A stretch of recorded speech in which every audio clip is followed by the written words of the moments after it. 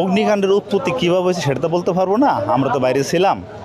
তবে আমরা এটুকুই ধারণা করতে পারি ৮ নম্বর গেটের পাশে কুরিয়ারের গেট থেকে আগুনের উৎপত্তি, দুইটাই বিষের পরে যে ঘটনা ঘটছে দিনের বেলা।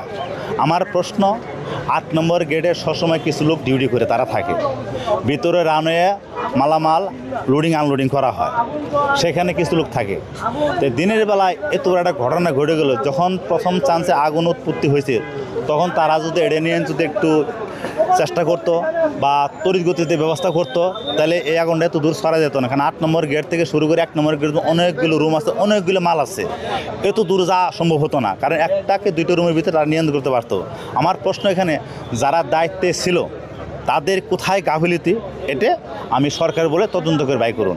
৮ নম্বর গেট থেকে কেন গাড়ি ঢুকতে দিল না, ফায়ার সার্ভিস গাড়ি এখানে ঢুকতে হলেন, এটা একটা প্রশ্ন। আর দ্বিতীয় কথা হলো যে এতগুলো যে ক্ষয়ক্ষতি হয়ে গেলো, ক্ষতির পরিমাণ যে পরে নেয় ইম্পোর্টার যে পরিমাণ ক্ষতিগ্রস্ত হয়ে গেলো, এই ক্ষতির দায়টা কে নেবে? আর এর সাথে সাথে আমরা সিএনএফগুলো বেকার হয়ে গেলাম। একটা ইন্টারন্যাশনাল এয়ারপোর্ট যায় যেখানে সবসময় আইন শৃঙ্খলা বাহিনী দ্বারা চাদরে রাখা থাকে, সেখানে নিরাপত্তার ভিতরে তো একটা দুর্ঘটনা ঘটে গেল।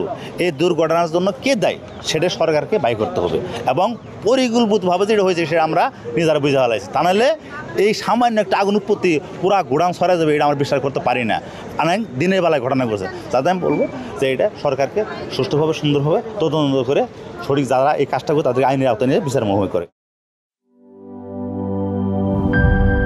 শিয়া বাটার ও ভিটামিন সমৃদ্ধ লিলি বিউটি সোপ, তারুণ্যময় উজ্জ্বল ত্বকের জন্য। রিমার্ক।